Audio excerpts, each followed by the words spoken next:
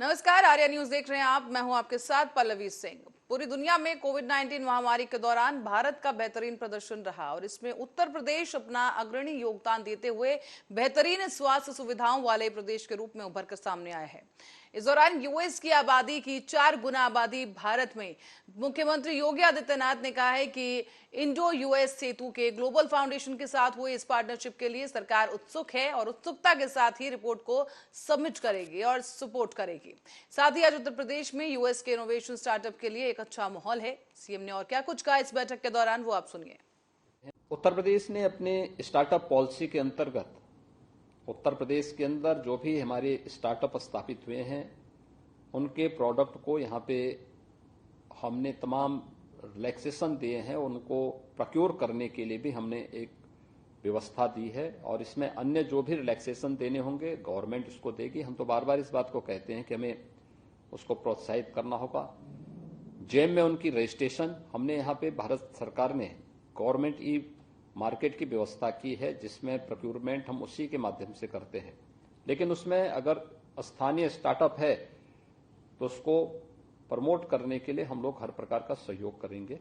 भारत ने Covid management में दुनिया के अंदर एक बेहतरीन प्रदर्शन किया है। उत्तर प्रदेश के अंदर इस पूरे कोविड मैनेजमेंट का जो बेहतरीन प्रदर्शन हमने देश के अंदर किया, 24 से 25 करोड़ की आबादी तो उत्तर प्रदेश की है। लगभग 6 करोड़ की आबादी अदर स्टेट की भी यूपी पे निर्भर करती है अपनी स्वास्थ्य सुविधाओं के लिए। और देश के अंदर सबसे कम मृत्यु दर, बेहतरीन कोविड प्रबंधन के साथ उत्तर प्रदेश अग्रणी राज्यों में देश के अंदर कोविड प्रबंधन के लिए रहा है। और अगर आप भारत का परिणाम भी देखेंगे तो प्रधानमंत्री मोदी जी के नेतृत्व में भारत ने जो प्रदर्शन किया वह दुनिया के बड़े बड़े देशों के लिए एक उदाहरण है। खासतौर पर 220 करोड़ वैक्सीन की डोजेस फ्री में अपने नागरिकों को। बुलंदशहर में मस्जिद में इमाम समेत मुस्लिम समाज के लोगों ने कांवड़ यात्रियों पर पुष्प वर्षा की और अमन और शांति का पैगाम दिया है। दरअसल भूट चौराहे पर पुलिस और प्रशासन की मौजूदगी में मुस्लिम समाज के कुछ लोगों ने शिव भक्तों पर पुष्प की वर्षा की है और तस्वीरों के जरिए भी आपको दिखाएंगे कि किस तरीके से यहाँ पर पुलिस भी मौजूद रही और शांति और एक खुशनुमा माहौल के बीच में इन कांवड़ियों का स्वागत किया गया है। आप यहाँ देख सकते हैं कि मुस्लिम समुदाय के जो लोग हैं यहाँ पर टेबल उन्होंने तैयार किया है जिसके ऊपर उन्होंने फूलों से भरी प्लेट रखी हुई है और जैसे ही कांवड़ यात्री यहाँ पहुंच रहे हैं उन पर पुष्प वर्षा की जा रही है और काफी भावभीनी तरीके से यहाँ पर जो कांवड़िए हैं आप देख सकते हैं उनका उत्साहवर्धन भी किया जा रहा है। पुलिस प्रशासन की भी यहाँ पर एक तरीके से सख्ती देखी जा रही है। यहाँ पर लगातार पुलिस ने भी नजर बनाई हुई है और शांति का माहौल खराब ना हो इसके लिए भी पूरी तरीके से चाक चौबंद सुरक्षा व्यवस्था की गई। लेकिन बुलंदशहर की जो ये तस्वीर है, ये देश में जिस तरह का अपवाद है उससे अलग हटकर ये तस्वीर सामने आई जहाँ कांवड़ियों पर मुस्लिम समुदाय के लोगों ने पुष्प वर्षा कर उनका उत्साहवर्धन किया। हरिद्वार से गंगा जल लेकर के हमारे सभी कांवड़िए भाई अपने अपने गंतव्य स्थान को जा रहे हैं। बुलंदशहर का ये मुख्य चौराहा भूड़ चौराहा है। यहाँ जनता के सहयोग से, हमारे पुलिस प्रशासन के सहयोग से सभी कांवड़िया भाइयों को खाने पीने का सामान, उनके ऊपर पुष्प वर्षा की जा रही है और वो रात में निकलें, वो सुरक्षित रहें, इसके लिए उनको जैकेट भी दी जा रही हैं। बहुत ही खुशनुमा माहौल है और हम लोगों का पूरा प्रयास है कि जो ये कांवड़ की यात्रा है जो महाशिवरात्रि होनी 15/16 की रात में, ये सकुशल गुजरे और जो भी हमारे कांवड़िए भाई हैं उन्हें किसी प्रकार की असुविधा ना। गोरखपुर की ओर करेंगे जहां एक तरफ सरकार महिलाओं और बालिकाओं की सुरक्षा के लिए तमाम तरह की योजनाएं चला रही है और प्रदेश में लगभग सभी थानों पर महिला हेल्प डेस्क भी बनाया गया है। लेकिन महिलाएं और बालिकाएं अपनी बात और अपनी परेशानी को यहां पर आसानी से आकर कर सकती हैं और पुलिस से मदद ले सकती हैं। लेकिन शाहपुर के रहने वाली एक युवती को इन योजनाओं का कोई लाभ नहीं मिला। शाहपुर थाना क्षेत्र की रहने वाली इस युवती ने बताया है कि कुछ चौहदों ने उसके साथ छेड़खानी की, उसे तंग किया और उससे तंग होकर उसने अपनी बीएड की पढ़ाई तक छोड़ दी है। युवती ने यह भी कहा है कि वो महीनों से थाने और पुलिस उच्च अधिकारियों के चक्कर लगा रही है लेकिन कभी भी उसकी सुनवाई नहीं हुई और अब तक ये जो युवती है थानों के चक्कर लगाती रही, लेकिन अब तक उसे न्याय नहीं मिला है और शोहदों से परेशान होकर इस युवती ने अपनी पढ़ाई छोड़ दी है। निगम कॉलोनी के अभिजीत, भरत और रजनीश और बाहर का छोटू, ये सब लोग मिलके हमारे साथ छेड़खानी करते हैं। हम जब भी रास्ते में जाते हैं तो ये लोग हमारा हाथ पकड़ लेते हैं, हमारा दुपट्टा पकड़ लेते हैं। गोरखपुर मुख्यमंत्री जी के सिटी में हो के हम सुरक्षित नहीं महसूस कर रहे हैं। कई योजना चलाई जा रही हैं महिलाओं के लिए, लेकिन उसका कोई फ़ायदा नहीं है, क्योंकि आज हमारे साथ ये सब हो रहा है, कल हमारे साथ कुछ और भी ये लोग कर सकते हैं। थाने पे कोई कार्रवाई नहीं हो रही है, थाने पे पैसा लिया जा रहा है, थाने पे हम वीडियो दे रहे हैं तो वो लोग सबूत मिटाने की कोशिश कर रहे हैं। ये वन निगम कॉलोनी के अभिजीत, भरत और रजनी।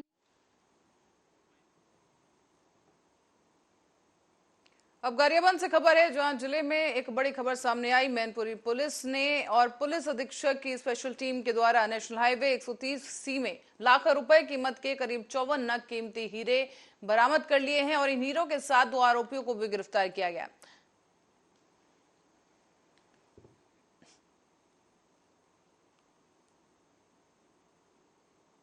स्पेशल टीम को सूचना मिली कि 2 व्यक्ति जो अवैध हीरे की तस्करी हेतु धौलपुर के आसपास घूम रहे हैं। उक्त सूचना पर मैनपुर पुलिस और स्पेशल टीम नाकेबंदी की थी, जिसमें 2 व्यक्ति, पहला शहद हुसैन जो विजयवाड़ा का रहने वाला है और दूसरा कमाल खान जो धौलपुर का रहने वाला है, दोनों को मौके पे पकड़ा गया, हिरासत में लेकर उनसे पूछताछ की गई।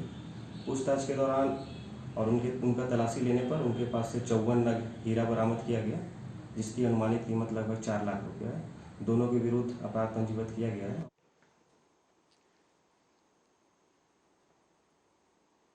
और हमीरपुर में गैंगस्टर अपराधियों पर पुलिस अधीक्षक की तरफ से बड़ी कार्रवाई की गई है। इस दौरान मौधा कोतवाली इलाके के परछा गांव के रहने वाले मोइनुद्दीन, सरफुद्दीन और आफ्ताब की 21 करोड़ 90 लाख 89 हजार रुपए की संपत्ति को जब्त कर दिया गया है। आज जनपद हमीरपुर में जनपद स्तर पर चिन्हित भू माफिया मोइनुद्दीन और उसके गैंग के अन्य सदस्यों की गैंगस्टर एक्ट की धारा 14(1) के तहत कुल 21 करोड़ 90 लाख की संपत्ति कुर्क की जा रही है। इसमें इसके 51 हेक्टेयर ज़मीन, 16 मकान, 10 वाहन और कुछ बैंक में जमा धनराशि शामिल है। इस गैंग के द्वारा लोगों को से रंगदारी मांगी जाती थी और उनको डरा धमका के उनकी ज़मीन अपने नाम करा ली जाती थी। इस तरीके के इस पर मुकदमे दर्ज हैं और इस गैंग लीडर के जो गैंग लीडर है इसमें मोइनुद्दीन, उसके खिलाफ जनपद में 16 मुकदमे दर्ज हैं। आफ्ताब के खिलाफ 5 और सरफुद्दीन के खिलाफ 13 मुकदमे इस जनपद में दर्ज हैं।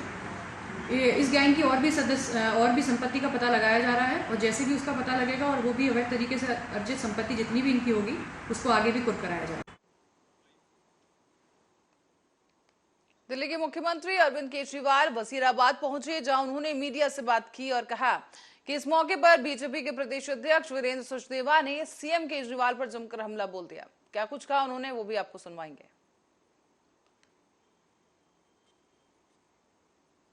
आज जब दिल्ली की जनता अपने घरों को छोड़ के बाहर आने पर मजबूर हो चुकी है, लोगों के सिर से ऊपर से पानी निकल गया है, आज केजरीवाल को याद आई है कि उसे दिल्ली के लिए बाहर आना है। आज वो फोटो खिंचवाने के लिए वजीराबाद पहुंचे हैं। मैं उनसे ये पूछना चाहता हूँ कि पिछले 6 दिन से कहाँ थे। हम 6 दिन से कह रहे थे कि दिल्ली का मुख्यमंत्री लापता है, तो आज हमारे दबाव के कारण उनको फोटो खिंचवाने के लिए बाहर आना पड़ा। लेकिन मेरे को हैरानी इस बात की है, हर बात पर ऐड देने वाले, हर बात पर प्रचार करने वाले मुख्यमंत्री कि अखबारों में विज्ञापन देकर दिल्ली की जनता को चेता नहीं सकते थे, आने वाले खतरे के लिए बता नहीं सकते थे। और 3 वाटर ट्रीटमेंट प्लांट बंद हो गए। इसका मतलब यह है कि आने वाले समय में दिल्ली के लोगों को पीने की पानी की भी समस्या होने वाली है। इस पूरी स्थिति के जिम्मेदार अरविंद केजरीवाल आप हैं, क्योंकि आपने जिम्मेदारी से काम नहीं किया। और छिंदवाड़ा में कांग्रेस बेरोजगार प्रकोष्ठ के द्वारा आज रैली निकालकर विरोध प्रदर्शन किया गया है। यहां पर पटवारी परीक्षा में हुई धांधली को लेकर जिला बेरोजगार उन्मूलन प्रकोष्ठ कांग्रेस के द्वारा मध्य प्रदेश मुख्यमंत्री शिवराज सिंह चौहान की शव यात्रा निकाली गई और इस यात्रा के दौरान जमकर नारेबाजी की गई है। साथ ही बेरोजगार प्रकोष्ठ कलेक्ट्रेट पहुंचे और इस दौरान राज्यपाल के नाम पर एक ज्ञापन सौंपकर पटवारी परीक्षा में हुई इस धांधली के कारण परीक्षा रद्द कर दोबारा से परीक्षा करवाने की मांग की गई है। मुर्दाबाद मुर्दाबाद आज बेरोजगार प्रकोष्ठ कांग्रेस द्वारा जो हाल ही में जो घटना हुई है पटवारी परीक्षा में जो घोटाला हुआ है उसके विरोध में हम सभी जो छात्रगण हैं उनको लेकर के इसका विरोध दर्ज कराने आए हैं। आज हमने सोती हुई प्रदेश सरकार के शव यात्रा लेकर के आए हैं कि जिस प्रकार से एक मृत व्यक्ति सुप्त अवस्था में पड़ा होता है उसी प्रकार से ये शिवराज सरकार भी सुप्त अवस्था में पड़ी हुई है।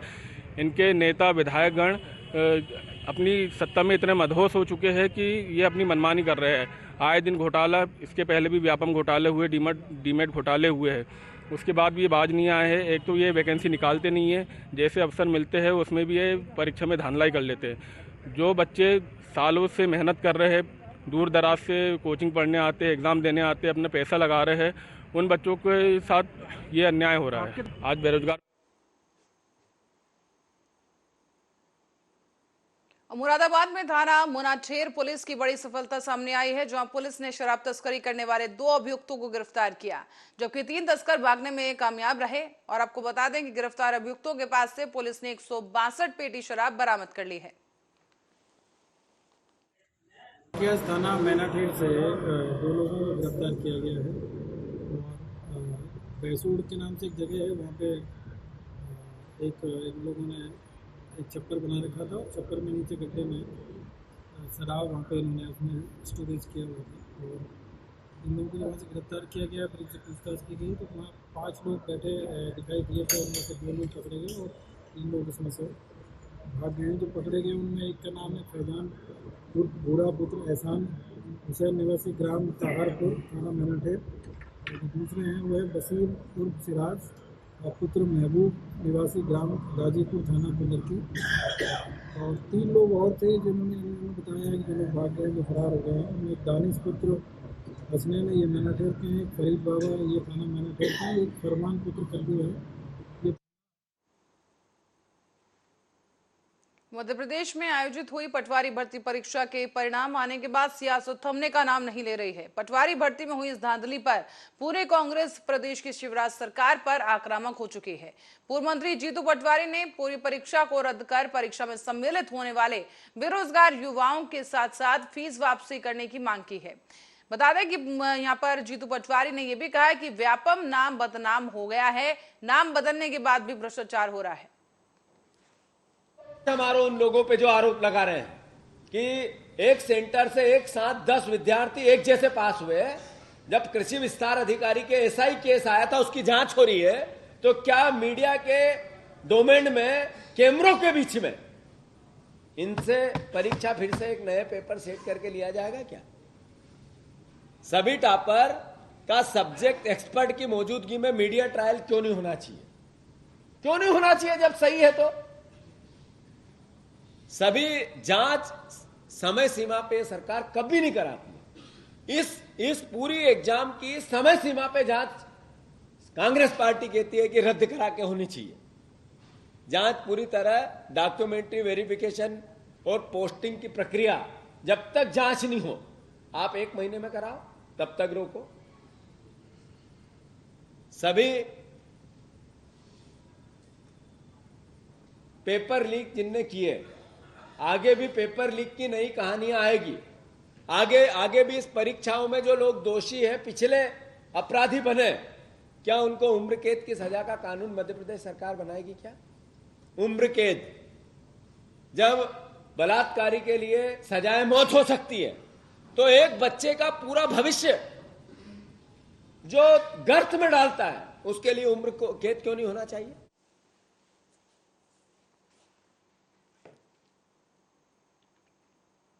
सावन की रिमझिम फुहारों के बीच मध्य प्रदेश के लाखों सरकारी कर्मचारियों के लिए खुशखबरी सामने आई है।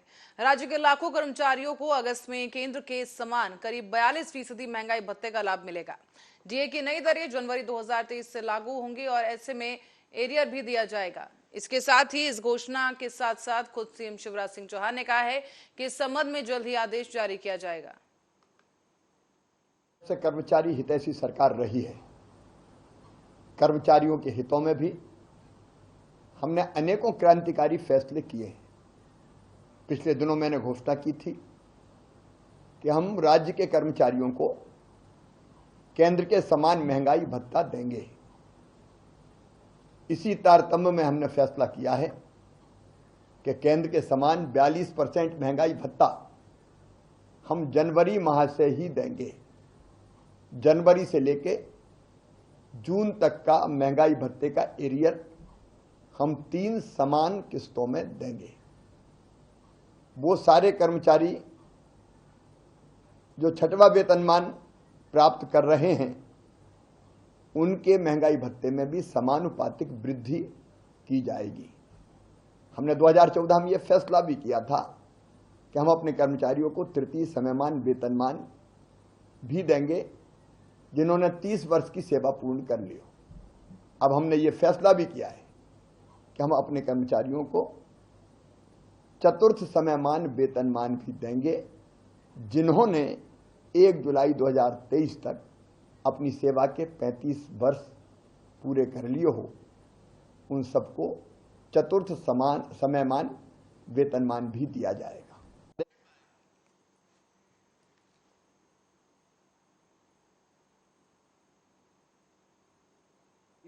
सावन माह में पूरे प्रदेश के साथ साथ रायबरेली में भी सड़कों पर भगवाधारी कावड़ यात्री झूमते हुए नजर आए हैं। यहाँ आपको बता दें कि श्रद्धालुओं का हुजूम देखने को मिल रहा है और जिले की सीमा पर बहने वाली गंगा नदी से जल लेने दूर दराज से कावड़ यात्री यहाँ पर मुख्यालय से गुजर रहे हैं। शहर के सुपर मार्केट में स्थित जगमोहनेश्वर मंदिर पर शंकर भगवान के दर्शन कर कांवड़ यात्री जिधर से गुजर रहे हैं पूरा इलाका बम बम भोले के नारों से गूंज रहा है। इस दौरान पुलिस ने भी कांवड़ यात्रियों की सुरक्षा के लिए व्यापक इंतजाम किए हैं। सीओ सदर वंदना सिंह के मुताबिक शहर भर में कांवड़ यात्रा मार्ग पर पीआरपी की तैनाती भी की गई है। कहा जा रहा है कि इस दौरान अगर किसी भी यात्री को किसी तरह की परेशानी होती है तो निसंकोच वो पुलिस को फोन कर सकता है। कांवड़ को देखते हुए जो शहर के प्रमुख मार्ग हैं जहां से बहुतायत में कांवड़ यात्री निकलते हैं वहां जगह जगह पीआरवी का व्यवस्थापन है, स्थानीय पुलिस का व्यवस्थापन है, पर्याप्त फोर्स लगा हुआ है, 24 घंटे की ड्यूटी है जिससे कि कांवड़ियों को कहीं भी कोई समस्या नहीं हो। और हम लोग बहुत अच्छे से सारा ये करवा रहे हैं त्यौहार, कहीं कोई समस्या नहीं है। यदि किसी को कोई समस्या आती है तो वो हम लोगों से सूचित कर सकता है, हम उसका तत्काल।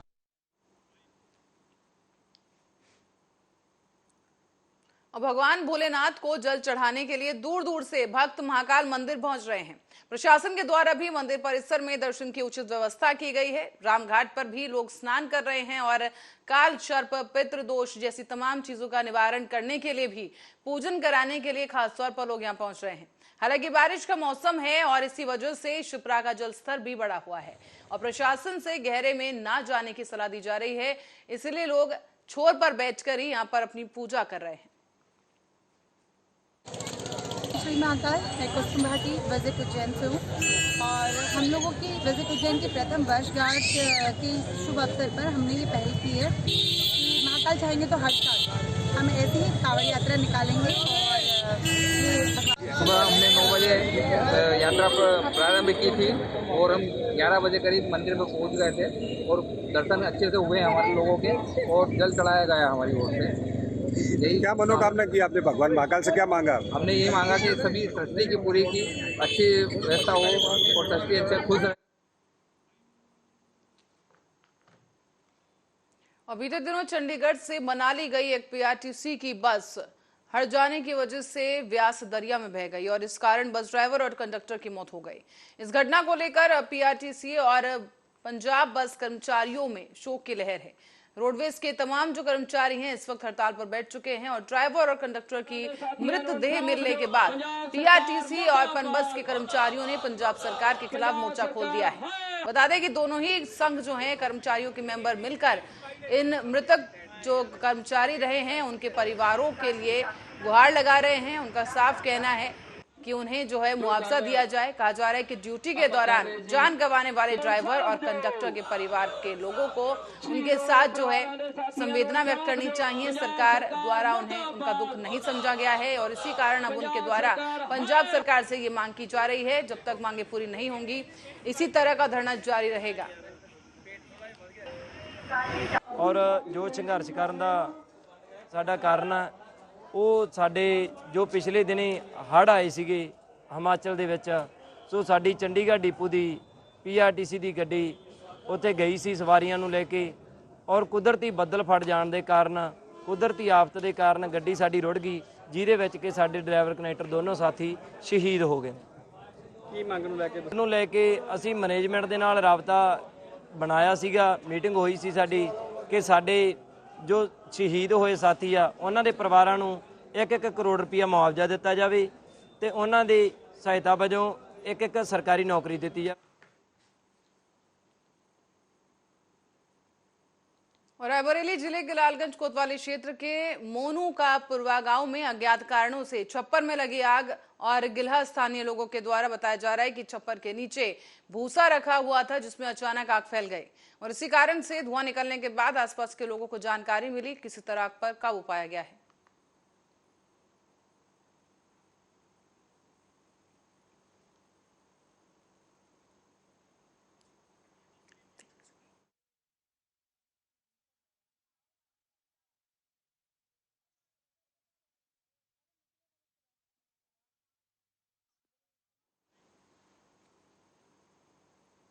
और बिहार में भाजपा विधायक संजय सिंह को मार्शल ने पटना बिहार विधानसभा से बाहर निकाल दिया और इसके बाद विधायक ने कहा है कि मैं कल की घटना का विरोध कर रहा था और इसी दौरान पीठ दिखाकर ये बता रहा था कि देखिए आपकी सरकार हम लोगों पर किस तरीके से बर्बरतापूर्ण तरीके से उसने लाठी चलाई है।